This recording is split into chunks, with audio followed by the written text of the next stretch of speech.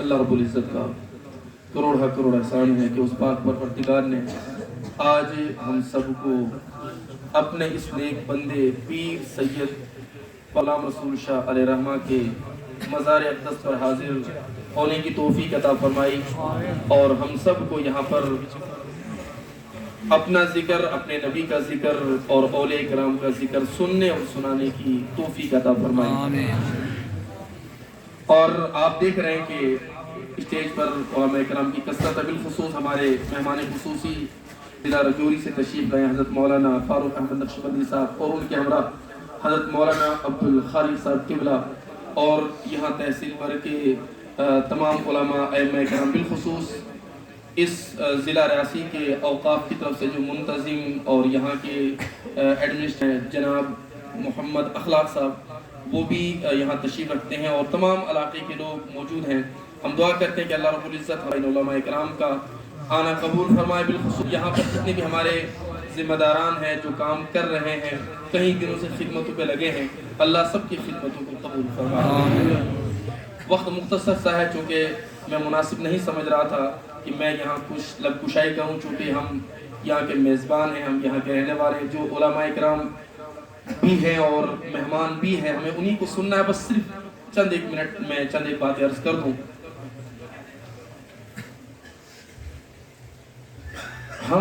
میرا بچپن کا زمانہ تھا، یعنی ہماری پڑھائی شروع ہو رہی تھی، اور مجھے یاد نہیں ہے صحیح سے، غالباً حفظ مکمل کیا تھا یا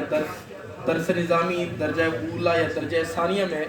یہ مجھے تھوڑا بہت یاد ہے، یعنی ابتدائی تعلیم کا سلسلہ میرا چل رہا تھا۔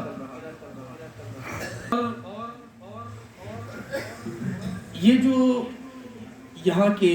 پیر سید بابا غلام رسول شاہ صاحب، ان کا کتنا بڑا فیضان ہے، میں اس بات کو تھوڑا سا آپ کے سامنے واضح کرنا چاہتا ہوں۔ اور لوگ کہتے ہیں کہ اولیاء کرام سے ملتا کیا ہے، تو جن کو ملتا ہے وہ بتائیں گے ملتا کیا ہے، اور یہ اولیاء کرام کی بارگاہوں سے کس کو کیا ملتا ہے، تو یہ میں تھوڑا سا واضح کر دوں۔ تو چونکہ یہاں ہمارے جتنی بھی تحصیل اور ڈسٹرکٹ ریاسی اور میں کہوں پورا علاقہ ان سے جڑا ہوا ہے، ان اولیاء کرام سے جڑا، اور بالخصوص پیر سید بابا غلام رسول شاہ بڑے بافیض اور با اثر بزرگ شخصیت ہے،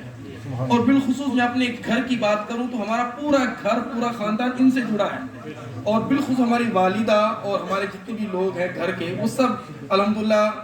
ان سے بڑی محبت اور عقیدت رکھتے ہیں۔ تو میرا شروع کا زمانہ تھا، پڑھائی پر اتنی سوچ اور اتنی سمجھ نہیں تھی، تو ایک مرتبہ والدہ نے مجھے کہا کہ آپ بڑے دور پڑھتے ہیں، یو پی پڑھتے ہیں آپ، آج تو یہاں مدرسے ہو گئے تحصیل بھر میں 2002 کی بات کر رہا ہوں، غالباً 2002-2001 کی، یہاں اس ٹائم اتنے مدارس نہیں ہوتے تھے، ہم یو پی میں پڑھتے تھے، بڑے مشکل اور بڑے کٹھن مراحل ہوا کرتے تھے۔ تو میری والدہ نے کہا کہ آپ دور پڑھتے ہیں، سال کی بعد گھر آتے ہیں، آپ کو اللہ کامیاب کرے، آپ ایسا کرو آپ نیوز زیارت پہ جاؤ۔ اور والدہ نے مجھے کہا کہ آپ جب جائیں گے تو گھر سے ہی ننگے پاؤں جائیں۔ تو ہماری اتنی سوچ نہیں تھی، بچپن تھا ہمارا،